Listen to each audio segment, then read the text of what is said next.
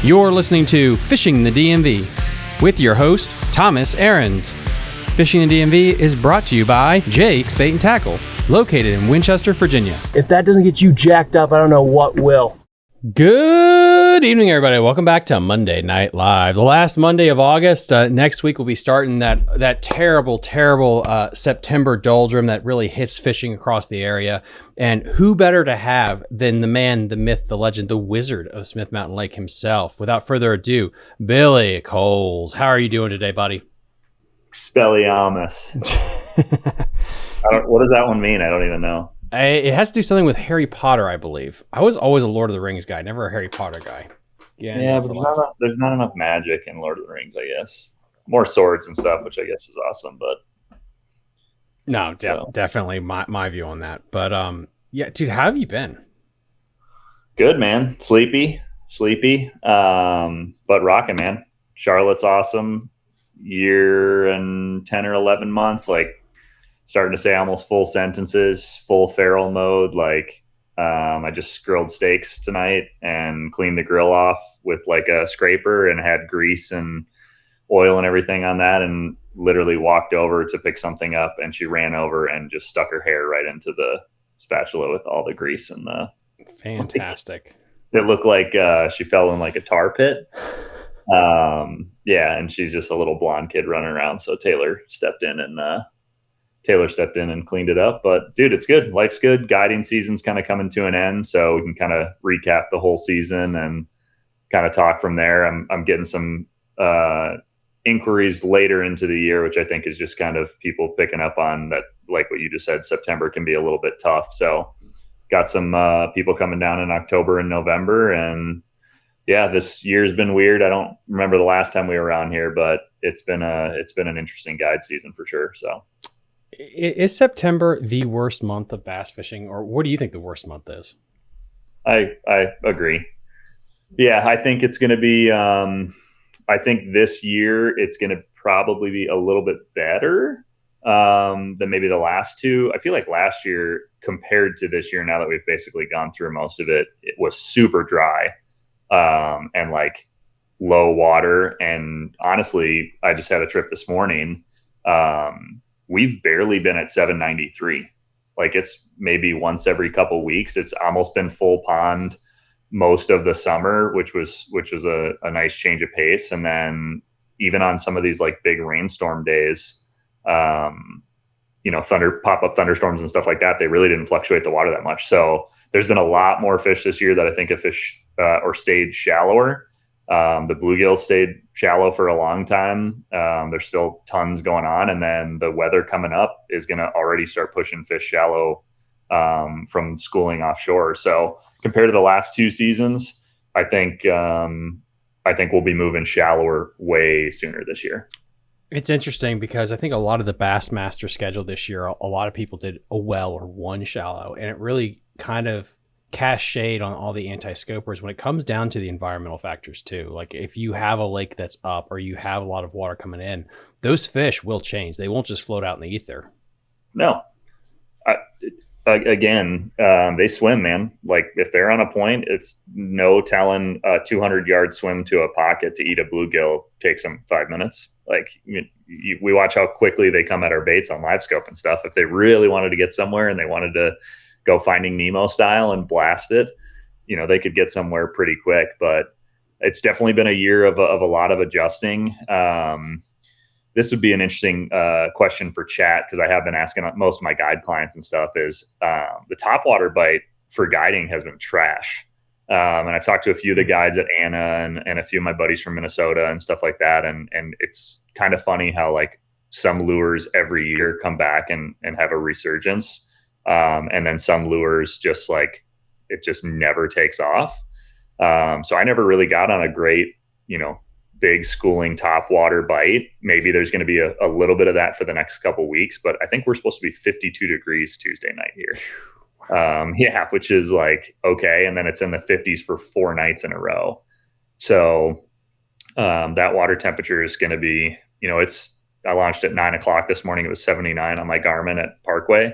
That'll be 76 degrees by the end of the week. And unless we get 2 weeks of really, really hot, I don't think we're going to get back up into 80. So that seems totally different than the last couple of years. And I think we will have a better September. And then if it keeps raining and staying wet, like Roanoke, I don't know if you kind of pay attention to the weird weather phenomenon, but Roanoke had like a flash storm from Hurricane Aaron left over where it did not rain at the lake, but it rained 4.5 inches in Roanoke in like an hour. And it was like sunny at my house. And I turned on Facebook at night at like 2 hours after dark, and it was like cars above the tires driving home from in Roanoke. And that water is going to come down into our system. So, you talk about potential turnover and stuff like that. If we get crazy cool nights like this and it plummets it, and we have fresh water coming in, maybe turnover is not even going to be that bad. Interesting. Yeah, it's weird. Again, like all these weather factors come in, and it really kind of pairs up with Hurricane, whatever the hell, Irene, whatever the hell it was, because it feels like Irene. Yeah, Irene. They make the weirdest ass names they choose for these things. But as soon as that hit our area and cooled everything off, I feel like it like you said, it never recovered. What does hurricane season do to bass fishing? Like, we know how it affects the coastal, but does it have any effects or patterns to Smith Mountain Lake? Yeah, I mean, a couple things. One, you're gonna have weird wind. Like, it is interesting being out guiding all day when we have like a hurricane off the coast, because I'll literally watch the wind do like a complete 180 just from the rotation of the hurricane. So you'll have clouds coming in a certain direction, then it kind of like stalls out, and then all of a sudden the clouds are kind of like coming back the other direction. So you definitely, a lot of cloud cover, barometer drop, which can be awesome. And then if we're lucky enough, I guess as long as everyone's safe, I should say that, I pray in September that we do get a substantial rain at the lake. If we can get 4 inches of rain over 24 hours or, 2 days, that will knock that September kind of like junk fishing, kind of turnover water stuff just right out the window. So I kind of hope that stuff happens. And I know you and I've talked about this pretty much every time that we talk is, the El Nino type situation. I mean, it has been super wet this year. We had pop-up thunderstorms in July, like almost every single night it poured, whether it was 10 minutes or 2 hours, but it was always raining at night. And that kept the water pretty stained. So the brim bite, that summertime, early summer, kind of midsummer brim bite was awesome. And so it's been a weird year, but it's been nice to not have to scope for 16 hours a day. And we're gonna get to that, guys. I'm gonna throw this up here real quick so you two. Best 2 questions of the night are gonna win a gift card to Jake's Bait and Tackle. I will let you guys know after the fact. I'll answer all of your questions on this show, and then I'll pick the best 2 that'll win a prize. A couple of things here. We got R. Mark Parson. Bugs Topwater has been hit or miss in August, and we got a new Patreon supporter, by the way. Huge shout out, boss, for joining it. Eric Tit. I think. Sorry, dude. I can't read or spell. Anna Topwater was great in June, July, terrible in August. So there's this whole thing. Wow, that's crazy. So all is having an issue with Topwater. That is fascinating, man. Yeah, I mean, dude, and we're talking like, with me being out there all the time, I mean, I can try 10 different Topwaters in a day, and I just have not landed either on the right bite window, the right size, the right deal. I've gotten away from trying to, buy 3 of whatever new potential bait there is. But I don't really think there's a difference between a smaller walking bait and one that's a 1/2 inch longer that walks the same. But it's really been honestly the worst topwater year I've probably had in 10 years. So, it's just interesting talking to a lot of people and just different lakes and stuff like that it's a lot of fish following it right up to the top, not doing anything, taking off. In September time, we run into like the small bait situation, which we'll talk about some baits. And one of them is a newer topwater that I think is going to at least get some bites in September. but I don't know if it's just a size thing or it's just the live scope pressure is maybe finally catching up after 5 summers in a row of the schoolers getting the shit beat out of them. That, I haven't found that, but it is interesting regionally that it's all of a sudden like, for some reason the fish in this latitude, longitude line just don't care. It's interesting how you mentioned that about like live scope and that correlation there. Because I remember last year, at least up where I'm at, Northern Virginia, Maryland, we had a drought pretty much all year, a big time drought. Mm-hmm. The water was gin clear. I mean, you could tell a quarter on heads and 15 feet of water, and you could see that deep water bite played. How has that affected it? And you passively mentioned it, but just to be straightforward with it, how has that affected the live scope bite this year comparatively to previous years? As far as clear versus a little bit of stain? Yeah. So what I think is interesting about, like, if we can back up just a little bit, like going back to like the MLF tournament that was here, is the resurgence of the spinnerbait this year has been stupid. Yeah. Even in the gin clear stuff, even middle of the day, 10 o'clock, slick calm down a bank, like getting crushed. So that was interesting. Like I took that from the tournament, was like, holy crap, a lot of these guys are still slinging blades and it's working totally fine. They did hit it on a perfect, like super stained water, high water shad spawn deal. But that bite has been more consistent than a freaking walking bait. So I think a little bit of that stain, maybe that's messing the top water up a little bit. More on the weather side is, to me, it never really got to like blazing hot 80s to where every 95% of bass left the bank to go offshore. We were in the mid 80s for maybe 2.5 weeks. Let's call it a month. And then we got that cold snap in Virginia for like 4 or 5 days. And I just don't think those fish, once the days start shortening, I don't think those fish are like, yeah, let's go back, way offshore. And kind of do that. And then the stripers, I've mentioned this in the podcast before too. If the stripers are on a point, or if I go out and we're catching stripers on the first couple points, I know the bass fishing is kind of going to suck that day because they have this weird relationship where if the stripers are chewing that day, the bass fishing stuff, if I go fish for stripers and they're following it and not biting, I'm like, okay, great, we're going to catch some good bass.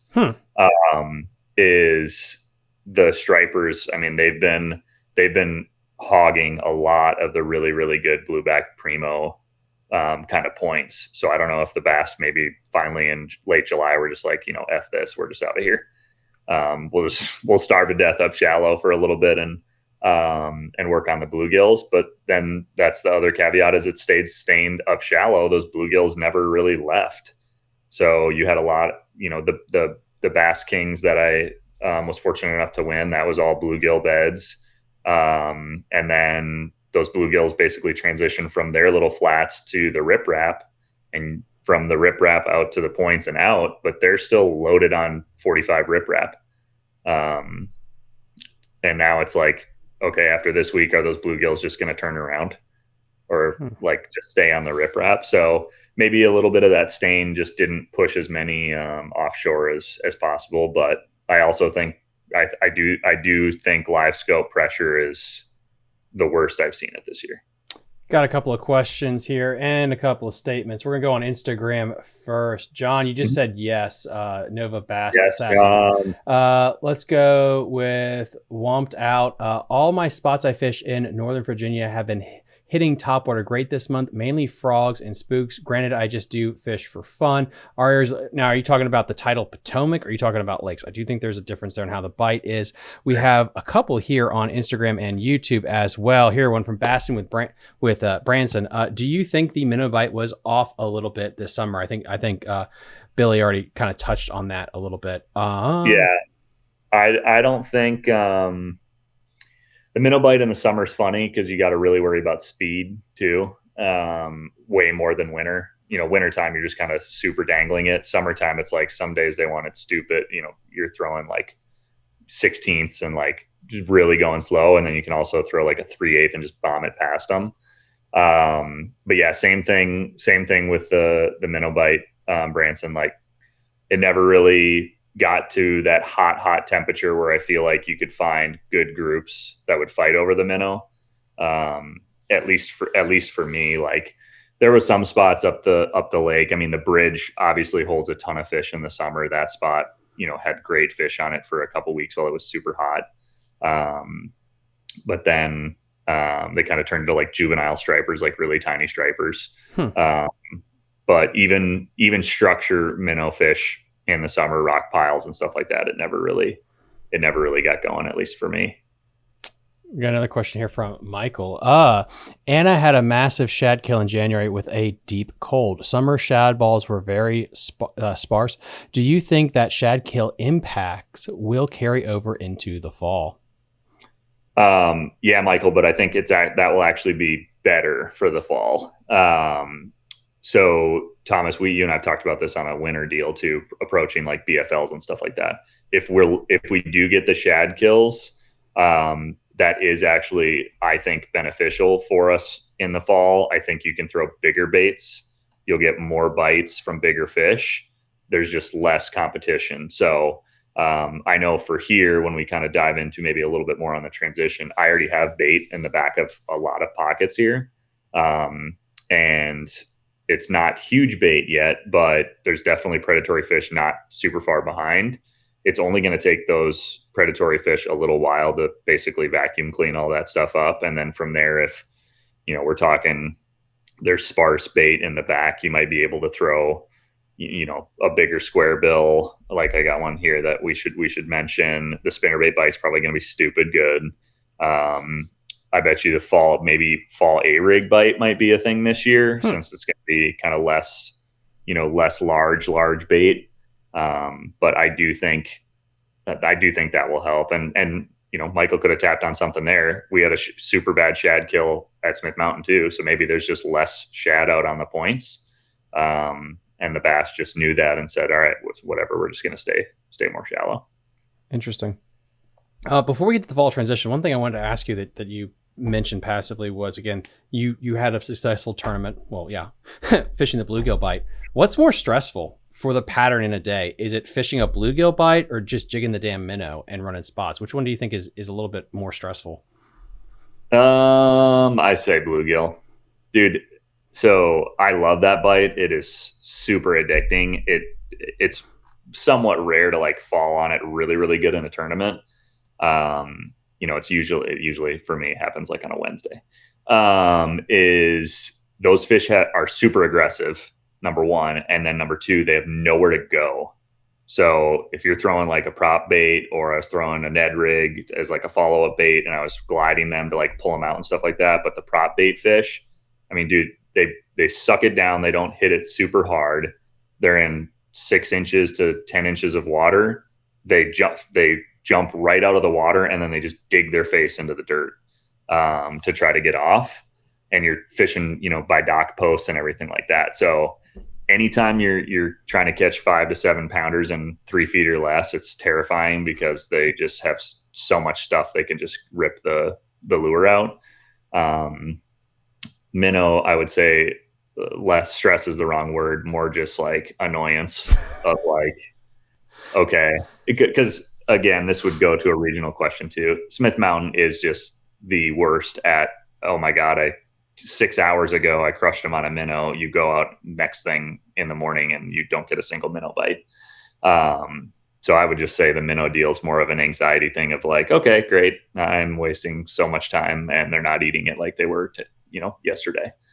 So I think the thing that really gets people bothered, and McCluskey brought this up, how many weeks ago, was like, you just got to keep running fish. Like people, a lot of times rookies, he thinks a rookie mistake is people spend too much time with one fish and not playing the math game, which I think makes a lot of sense compared to talking here or just in general. Just in general, like mistakes he sees is people will have like 2 groups of fish and that's it. Versus like if they're not reacting the way you want, you've got to keep moving until you get them to react. Which I don't think a lot of people have that kind of mindset.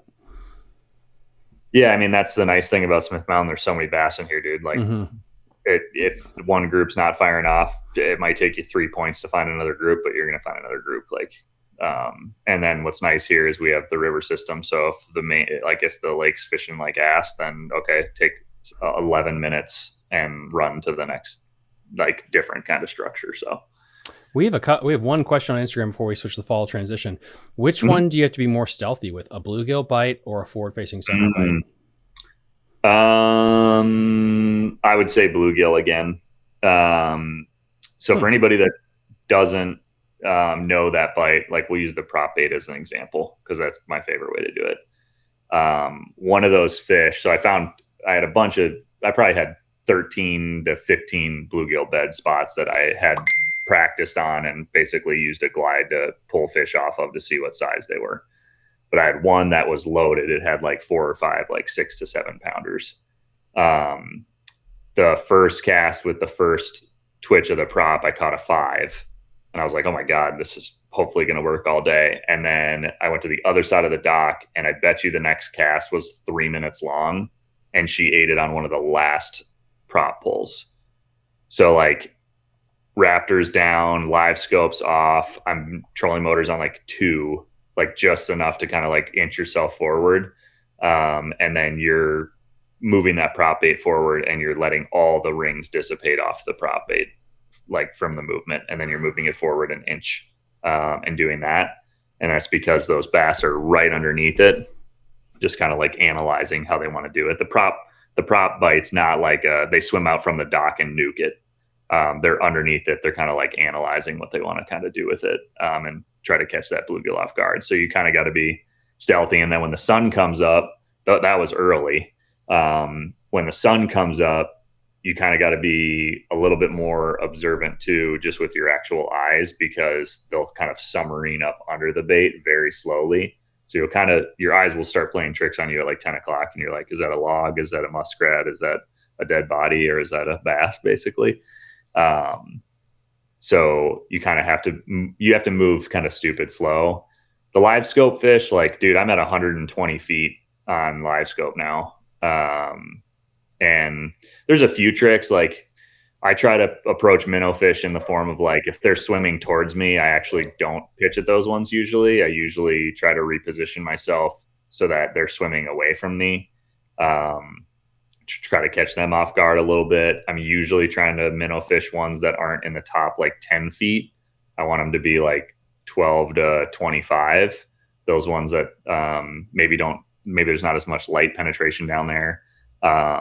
But with being 100 to 120 feet out, I mean, as long as the trolling motor is not on 10 and you're not using like a cannonball approach for casting, then those fish are a little bit less finicky. And then the nice thing with minnow fish, man, is like, yes, can you pester one uncontrollably until it will bite? Sure. But also with how fast their metabolisms are right now, just like McCluskey said, like just go to the next group.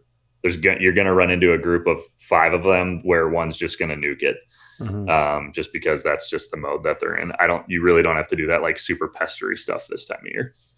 That's interesting. Yeah, well, definitely, guys, we'll cross that bridge and once we get into legit fall and winter time. But that's dude, you got your money's worth on that question. Great job.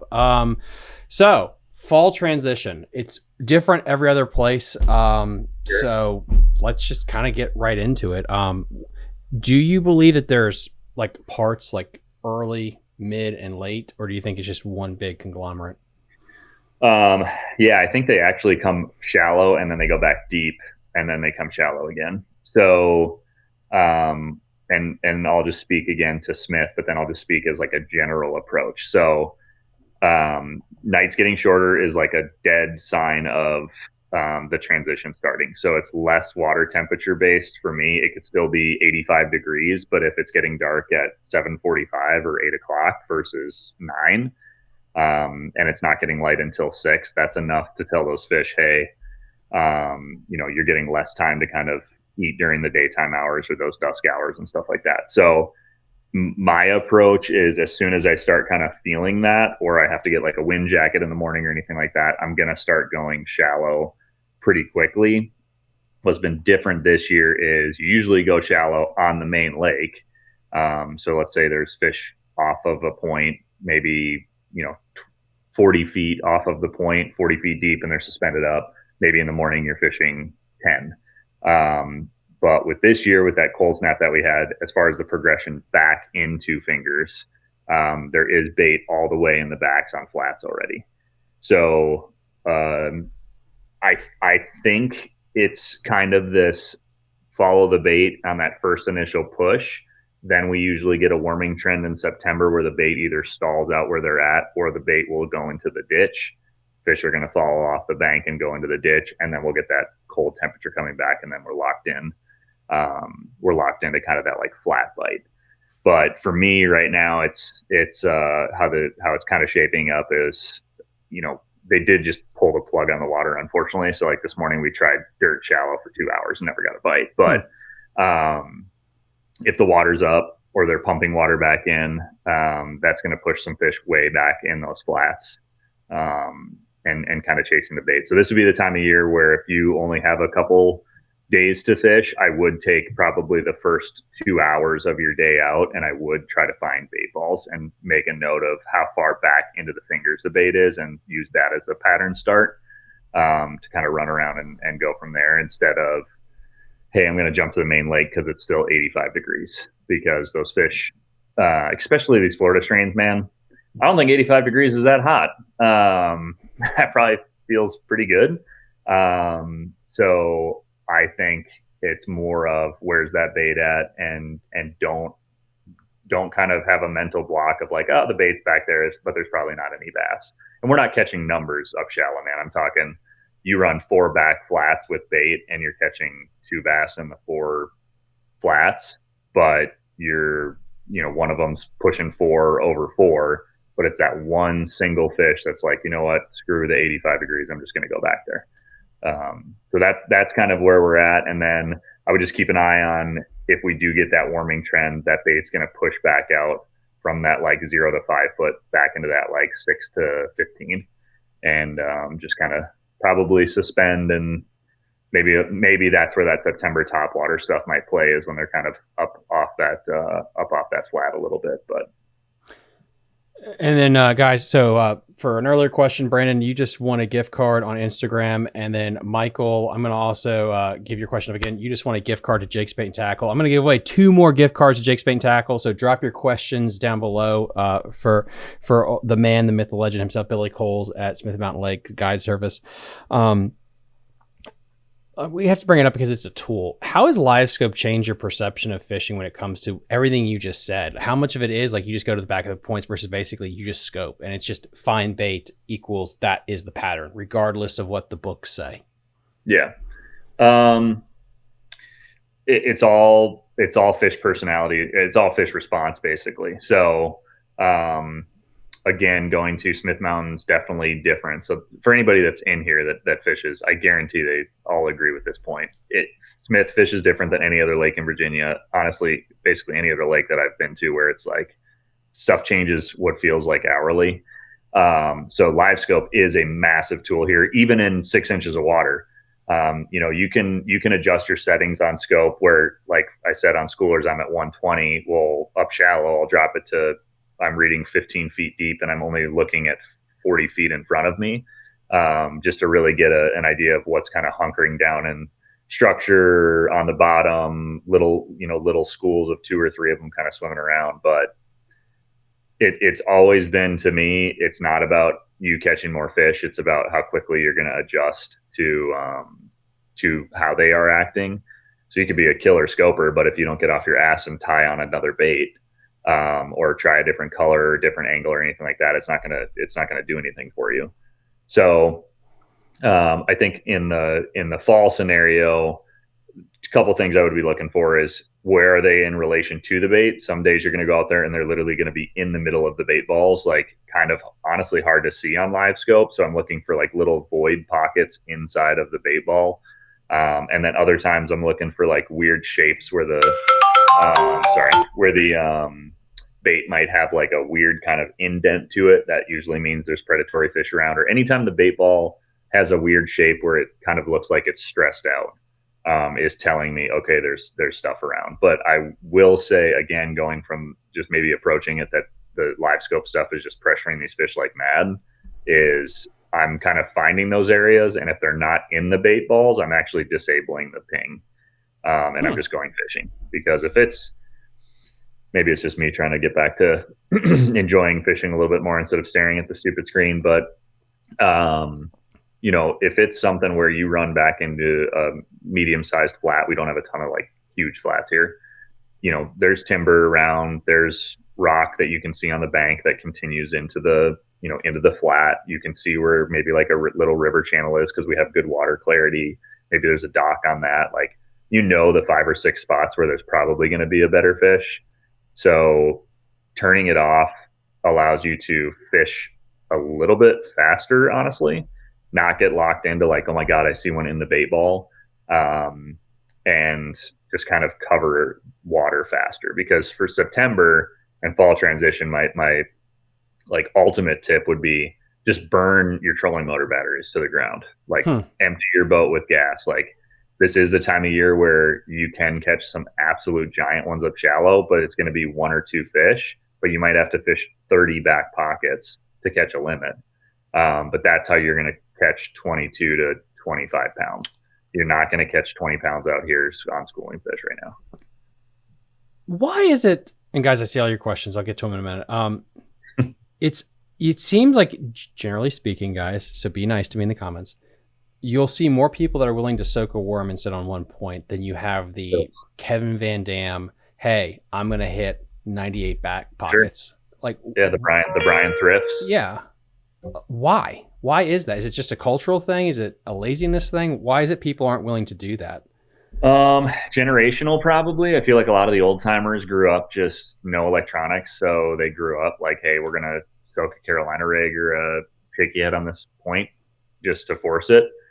Which, don't get me wrong, that definitely is a thing in September too. Like, you need to slow down a little bit. If you can't get the aggressive fish going, then it's a lot of dead sticking and just kind of holding bait still. So I would maybe think generational. I would also, sure. I mean, I'm comfortable calling people lazy. I wish I was in my boat right now, dude. I have 14 rods on the deck after this morning's trip when I only had 4 when we started, and I probably have not 30. I probably have 16 different lures on the step, just from, and I had a guide trip on Saturday, and some of the lures that we had tied on right away in the morning worked. None of the first 4 worked. And so I just literally, like, every 15 minutes on kind of different color, different size, different action, different weight, all that sort of kind of fishing approach.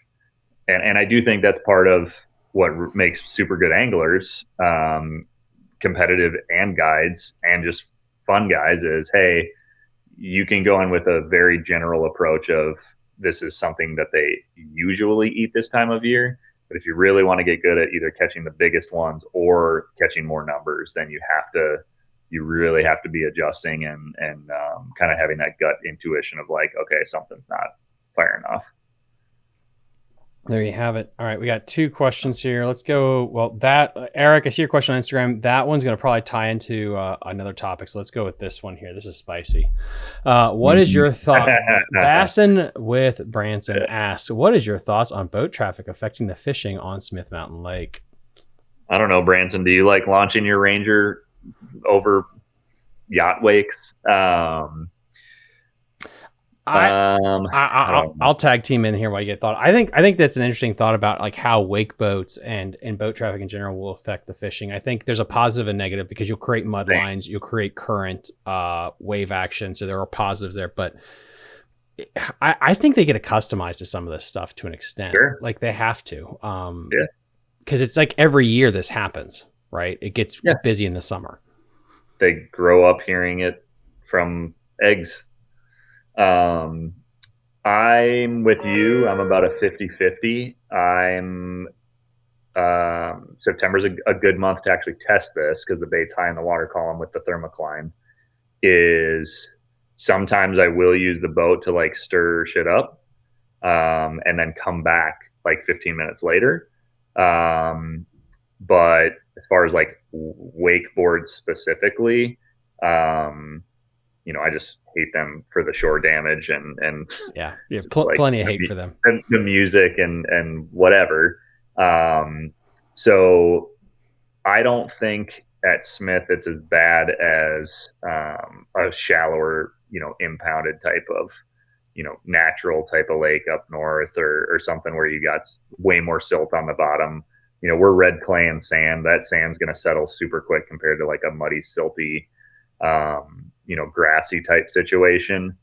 But I don't think it's something where if a wakeboard boat goes by a row of docks, like those fish are just going to peace out. They're just going to maybe drop down for a second and come back up or go that route. But I will from my side of like, if I've got a flat that's loaded with fish, or a back pocket that's loaded with fish, and I catch 12 bass out of it, and then all of a sudden it just dies, I might tell clients like, all right, let's go. And I might turn the boat in pretty shallow and, spice things up a little bit, go fish another pocket or another two, and then come back.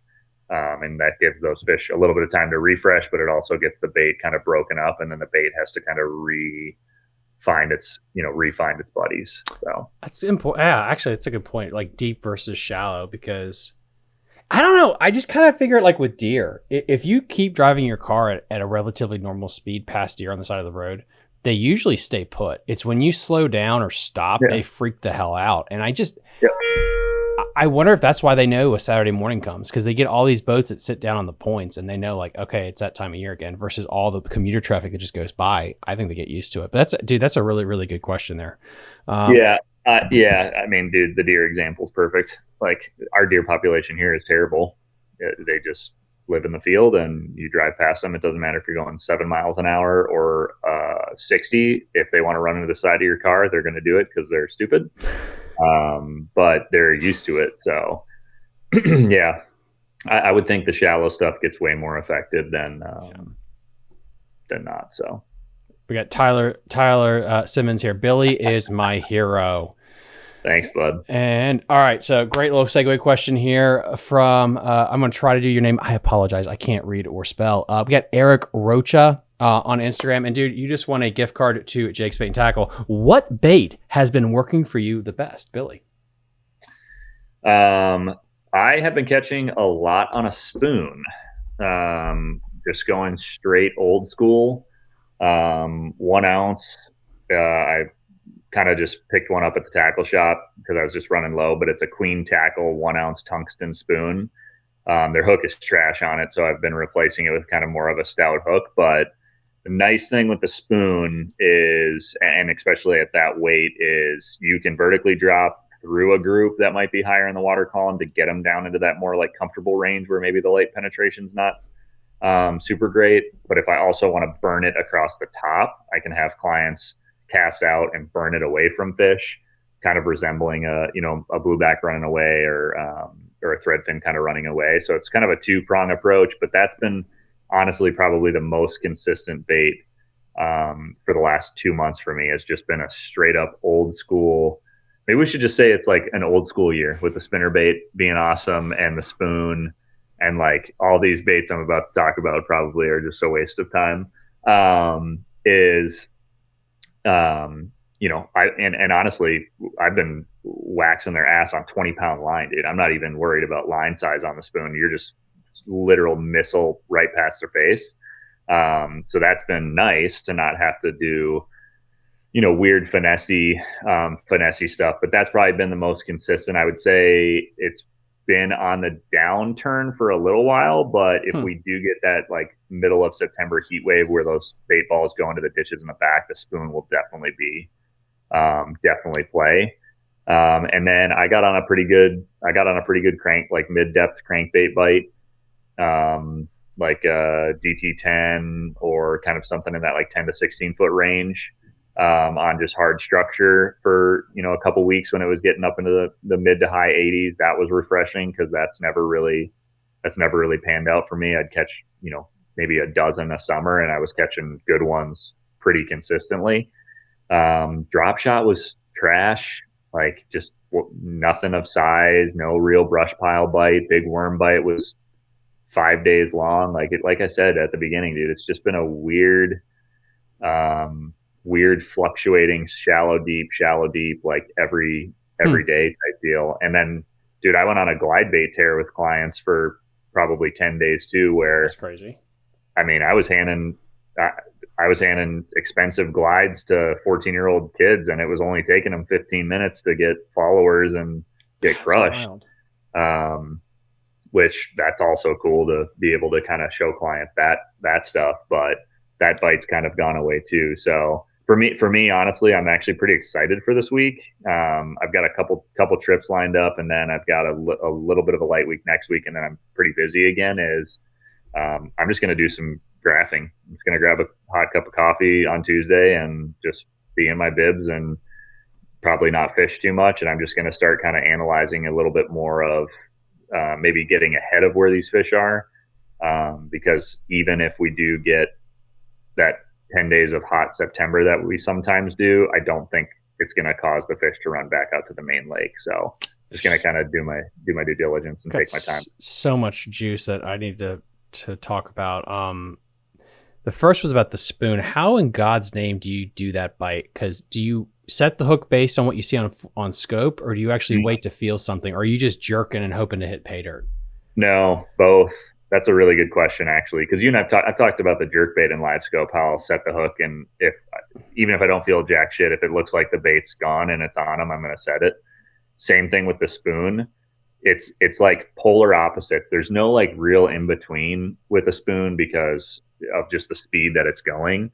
But I'm either getting like the first initial drops, you can watch the rod tip jump, like slack line jump.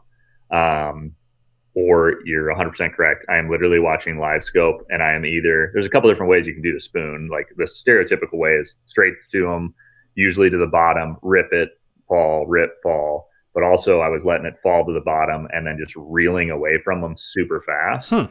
And then just killing it for like a split second after they got maybe like 15 feet off the bottom.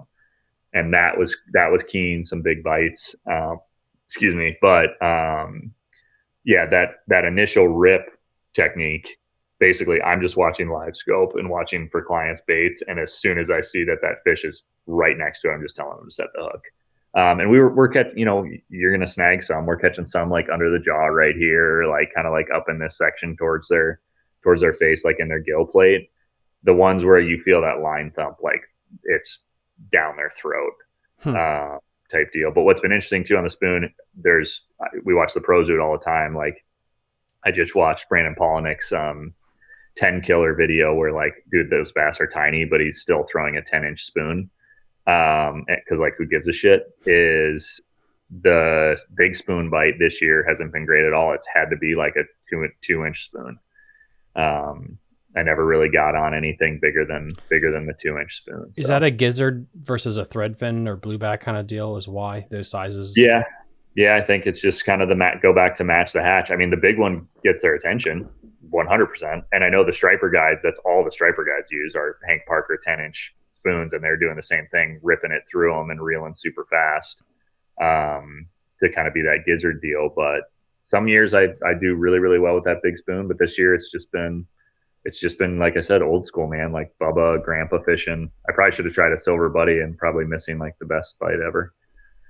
The other thing I wanted to ask you is, you mentioned you're going out to graph.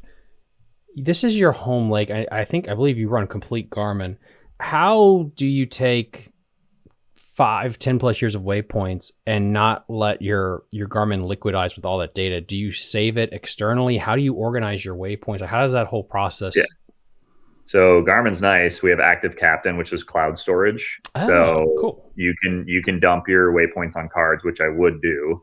But you can get 5,000 waypoints on a head unit, and then those will sync to your Active Captain, like your actual like username. So even if you got a new head unit, you're basically just logging in, and that unit's syncing together and sending all of those. But from a perspective, because I know where your question's going to go, of like, how does my brain not go like, oh, let me go check this rock pile, let me go check this channel swing, let me go check this brush pile, blah blah blah. I turn the waypoints off. So cool. I have been really good this year about either turning waypoints off or using depth shading a ton. So I kind of put in my head earlier this year, because I tend to, and I feel like a lot of anglers might agree with this, you tend to get ahead too fast. So like, for example, springtime mag draft bites, like if I go 2 days without a mag draft bite, I'm like, oh my God, they're way in the back, so they're going to spawn tomorrow. And it's like, there's still 30 days of movement that needs to happen.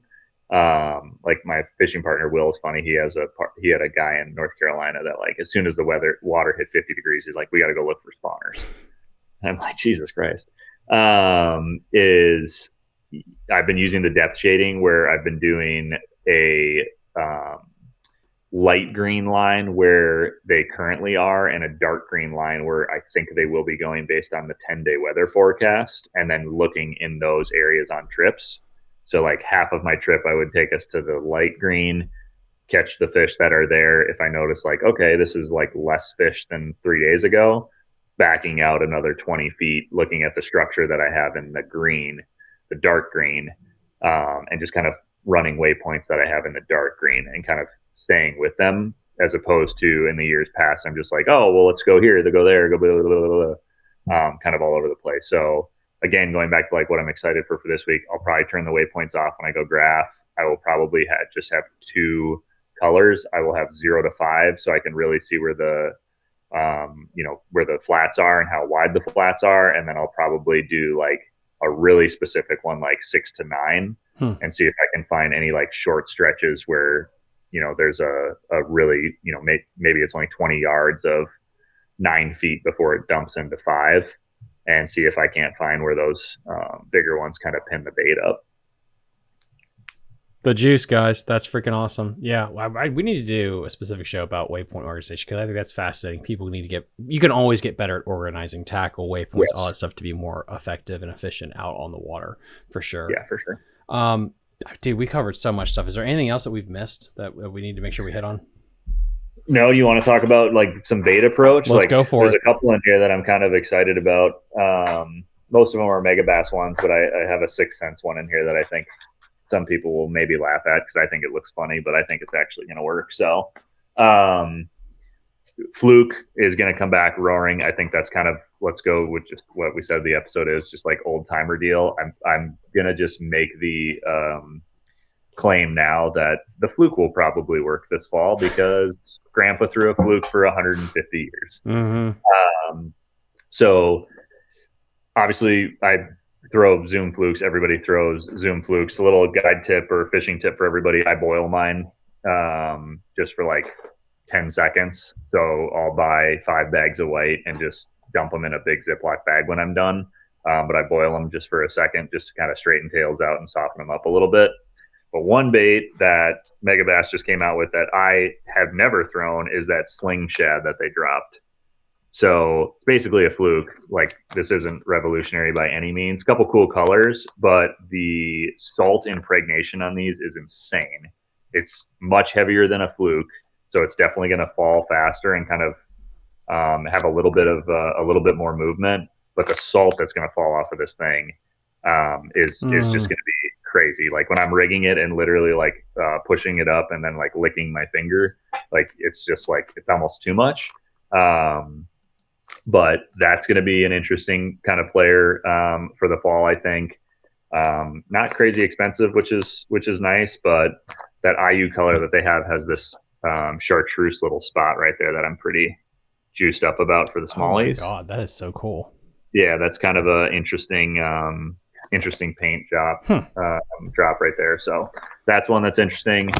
Going back to like Branson talking about minnows, Megabass was big on this. It's the Haze ST.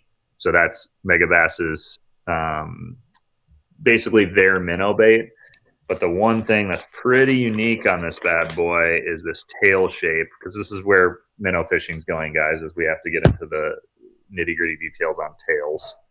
And I don't even know if you guys will be able to see it, but it's basically, it's got like a triangle piece to it. So weird shaped tail, but this thing, we've already had a couple of days with a ton of smallmouth. Have been chewing this thing, but on a drop shot, just with like a mosquito hook, this thing looks stupid realistic in the water. Does it give you that big tail kick, or more like a Huddleston trout, that very subtle kind of roll? Yeah, it's more subtly left to right. It's more subtly, but it's, the mooch minnow's got a T on it. Like a lot of the like Gen 1, we'll call them Gen 1. God, that's sad. A lot of the like kind of first minnow baits that were really good had kind of a T tail. And I don't know what that does necessarily in the water, but I think they kind of ran with that a little bit, where you've got that cross section. So those two baits, I'm actually really, really excited about. That smaller minnow deal, I feel like, when that first push of fish back into these flats, and I'll talk about these other baits, but like, again, spinnerbait, chatterbait, rattle trap, walking bait, all that sort of stuff on the flats. Yes, you're going to get bites in early September doing that, but by late September, every Tom, Dick, and Harry's already doing that 5 times a day. So something like this little guy, for me, what I think of is like short drop shot leader, bomb it out into the middle of a flat, have a guide clients literally hold it still and just wiggle it like crazy. And that can be something that's like just slightly different than, another jackhammer flying by their face. So that one is super sweet. And then this one, which people might get annoyed with me, but I don't really care anymore. This is Megabass Karashi deal. This has been talked about a lot this summer, but I think this is going to be the first fall where everybody can kind of get their hands on this. This thing, I think, is actually going to produce some pretty big bites. That's the BFS version, or is that the step up? No, that's just the regular one. Okay. So throwing it on a spinning rod for sure. Sick colors. The hooks are awesome. The action on this thing, just of like, again, the little bait balls back in the back, going back to my exact statement, chatterbait, everyone's throwing the stereotypical, by the book stuff, throwing something. I would go behind somebody that beat the living shit out of a flat with something like this and feel like I could still catch the biggest fish back there. So pretty pumped about that little bait. It's somewhat working out on the schooling fish, but I think that bait right there is going to be more like throwing it over wood, throwing it over kind of rocks, docks type stuff, with how that thing runs. So those are kind of the smaller baits that I would think about picking up. Obviously, we have Kitex and Okashira heads and smaller flukes and all that sort of stuff. But those are like the smaller ones that I'm kind of excited for. And I have talked about this bait, and Brandon definitely let it out of the bag, and I've been throwing every version of this, but I am going to chuck the hell out of this thing, just to, again, show something different. Most dudes are going to throw that little like 2-inch flat side, or kind of something in that range. But with the size fish that we have here and the structure that we have, and when they're up on the flats, I do think I'm going to get some bites on this giant Big M. Could you hold up that little one for comparison, just to make sure people understand the scale? Good. Oh God. So I think it's a 5.5-inch square bill. I mean, it's crazy loud, dude. I mean, you can see the weight transfer system in there. I mean, it's a big boy bait. I have caught some fish on the bluegill version of this, just going down 45 riprap, but thing doesn't, if you throw this on 20-pound line, you're not going crazy deep with it. I do think, me personally, this isn't necessarily a guide client type of a deal, but this is something that like, this will keep me up at night, probably when we get into the low 70s. And just kind of bombing it around on random structure and trying to catch the biggest one. And then the cartoon baits that I am actually pretty pumped about too is this giant thing. So the Buddha? What is that? Wait, what? Bodega. Yeah. What does bodega reference? A car, right? Is it a car? Or is it a beach thing? I don't know. We're probably going to get yelled at for that too. It's a Filipino ladyboy thing, I believe, but I could be wrong. Beach boy? Yeah. Beach boy bodega. So I bought a couple of these only in the big size to force myself to try something just totally out of the box on this. So I've just been going back old school. I've just been trying to Texas rig this thing around. I have caught one fish, but I do think, again, going back to like what I'm going to go do and try to have fun fishing is I'm going to throw the small stuff to have it in the boat. But I think I am going to kind of upsize this fall based on kind of what that guy was saying. If the shad kill, if there's not a ton of food back there for them to eat, they're going to eat better this fall. And I think something in that like 5 to 7 inch range might cue some pretty big bites this fall. We got 2 questions here. Let's go. Michael, speak of the devil. I'm going to let you answer this extra question here. Do you favor the weightless fluke or weighted? Ooh. Weightless is my favorite. Yeah. Probably 80% weightless. just a 1 or a 2-aught, just weightless hook.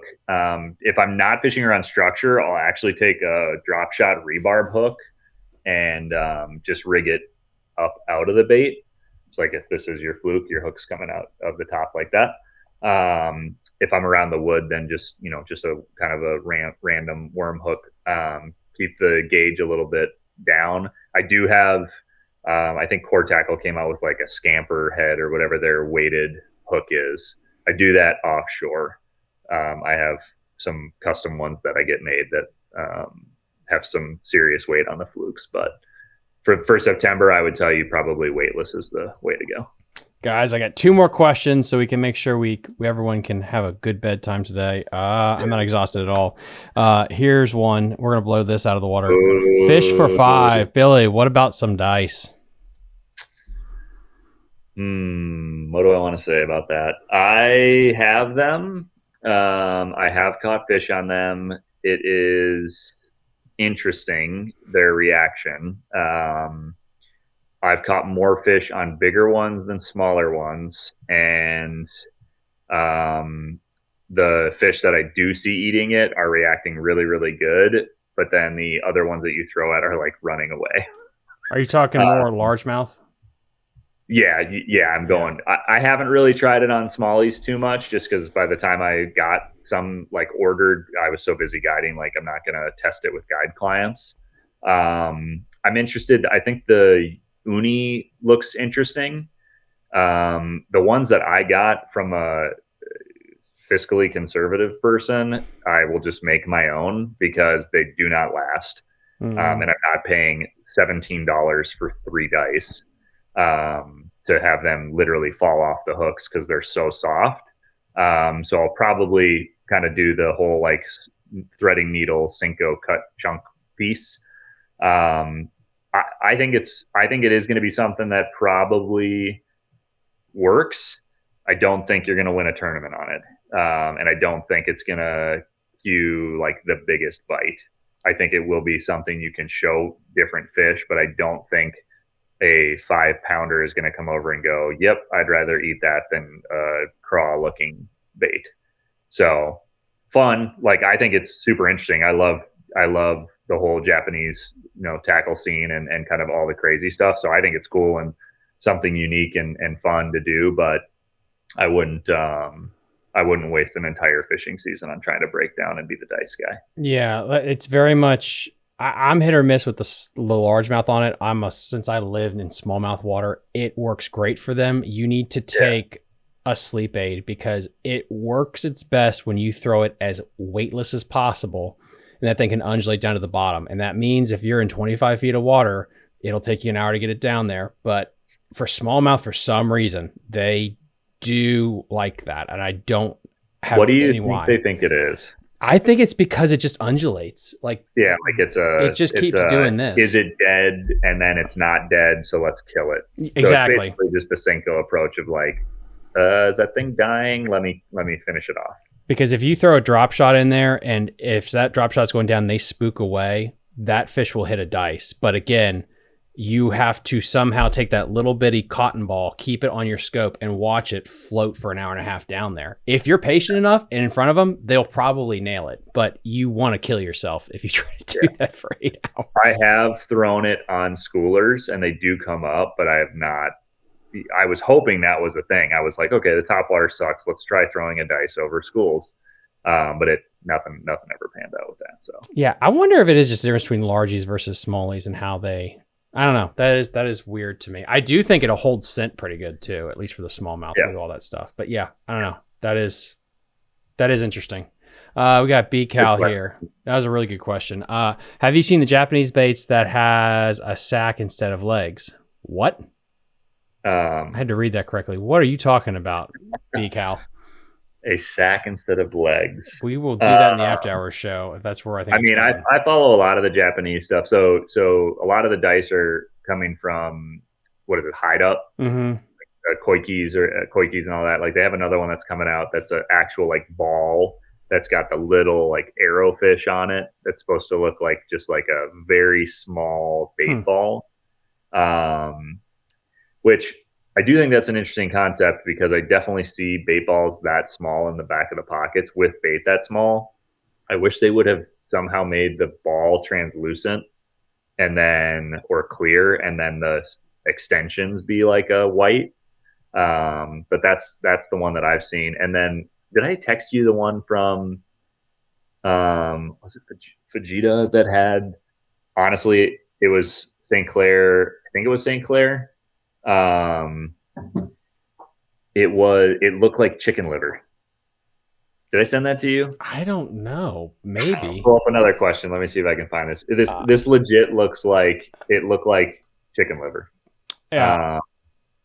Let me try to find another question here. Guys, I'll get one more question for you. One more question night. But yeah, I think next year it's going to be crappie jigs are going to start popping off because everything keeps getting smaller. And what is ending up happening is I think you're going to spill over to the crappie industry and start picking up some of what they got. Because I found it.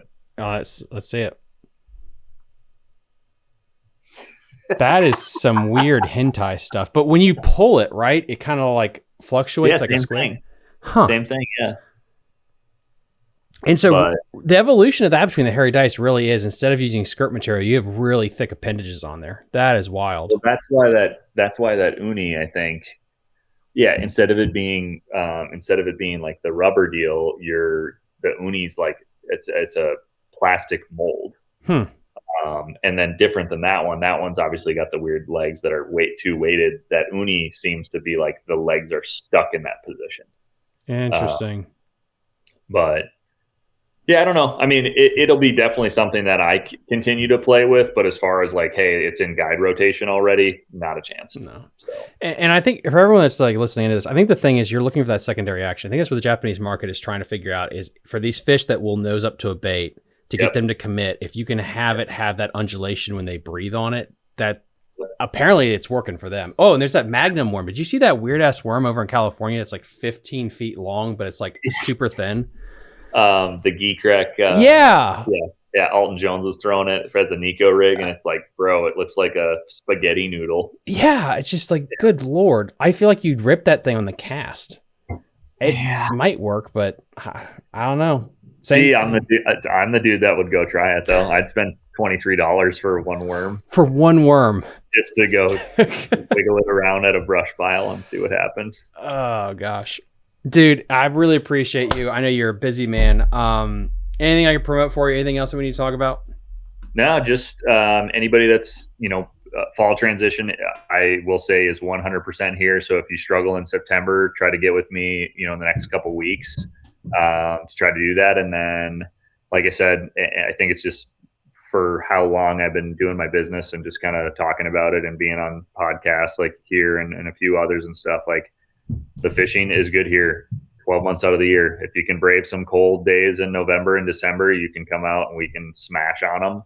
If you want to learn Damiki fishing in January and go out and freeze your fingertips off but get minnow bites, like there's still opportunities to learn a lot of stuff 12 months a year. So if you want to get out and go on a trip, I'm 12 months 12 months open. If we're not out there, if I'm not out there guiding you, I'm probably going anyways. So there you have it, guys. And as always, link in the episode description already. Go check out Billy Kohls, Instagram, YouTube. He has a great YouTube channel. Also, his website is there too. So it's in the episode description right now. You can go check that out. As always, guys, I'll be pulling this down to make sure that YouTube's okay with it. And then I'll be re-uploading it early tomorrow morning on Apple, Spotify, iHeartRadio, and of course, YouTube. Any questions, guys, reach out to me on Facebook, Instagram, or email me, fishingthedmv@gmail.com. For the winners of the gift cards, please reach out to me. Same places I just said, so I can get you your gift card. And we will see you next time on Fishing the DMV. Bye. You're listening to Fishing the DMV with your host, Thomas Ahrens. Fishing the DMV is brought to you by Jake's Bait and Tackle, located in Winchester, Virginia. If that doesn't get you jacked up, I don't know what will.